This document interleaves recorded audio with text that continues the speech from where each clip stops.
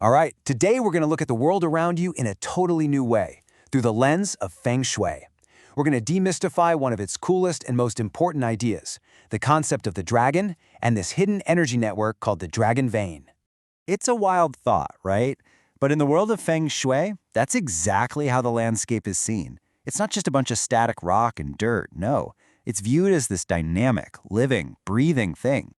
So let's start with the huge idea at the center of all this. It's a metaphor that just completely changes how you see your surroundings. The idea that a mountain is actually a living dragon.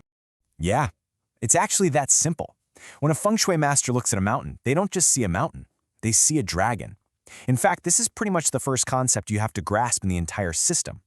So, why a dragon? Of all things, why that? Well, just picture a mountain range for a second. It's not one single peak, right? It's got these winding ridges, rolling hills, and contours that just seem to twist and flow across the land. That powerful, always changing shape is seen as this incredible organic entity, a lot like a mythical dragon in motion. Now you're going to hear these terms used almost interchangeably, so don't let it throw you off. Whether someone's saying mountain, dragon, or mountain ridges, they're all basically talking about the same thing, the physical landforms that act as pathways for the Earth's energy. Okay, so now that we've got the visible part down, the body of the dragon, let's go a level deeper. Let's talk about the invisible energy that's actually flowing inside it. And trust me, this is where it gets really, really interesting.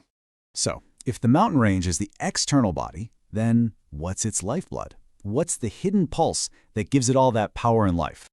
You know, the best way to get this is to think about our own bodies. We've got blood vessels, right? And they carry our life-giving blood. Well, in the same way, the Earth has what's called a dragon vein, this invisible channel that carries the planet's vital energy. It's basically the Earth's circulatory system. And this is the key difference right here. The dragon is the physical shape, the part we can see with our eyes, but the vein, or maken in Korean, that's the unseen internal force that makes it all come alive. It's the hidden pulse of the entire landscape. Let's keep going because now we need to see how these two pieces, the visible dragon and the invisible vein, have to work together in total harmony. One without the other just doesn't work.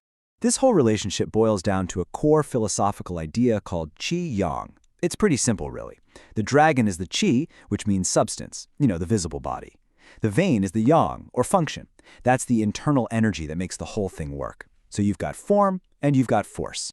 I mean, think about it. You could have the most majestic, incredible-looking mountain, a perfect dragon form. But if its internal vein of energy is disconnected or broken somewhere along the line, then in Feng Shui, it's just an empty, lifeless shell. You absolutely have to have both. Okay, so that leads us to the big question, right? Why is it so incredibly important that this dragon vein has a continuous connection? Why is it such a disaster if it gets broken? The answer is everything. An unbroken dragon vein is the absolute #1 non-negotiable prerequisite for what's called a Myeongdong. That's an auspicious site, a place where positive energy gathers and is believed to bring good fortune and prosperity. It is rule #1, period. This quote from our source material really says it all, doesn't it? A severed vein isn't just a small problem. It means the mountain is considered dead. It has completely lost its reason for being, at least in the world of Feng Shui. And I really want to drive this point home. That invisible connection is everything. A spot could have perfect water flow, beautiful hills surrounding it. Everything looks great on the surface. But if that primary energy line, that dragon vein, is cut off, none of the other stuff matters. The site simply cannot be auspicious. And this isn't just some abstract theory, There's a whole practical art of tracing this energy lineage from one single spot all the way back to its source mountain. It's called Ganryang Byap, and it is the absolute starting point for any real feng shui analysis, whether you're looking at a small gravesite or planning an entire capital city. So I'll leave you with this final thought. The next time you look at a hill or a mountain range, try to see it differently. Don't just see rock and soil, try to see the flowing body of a dragon.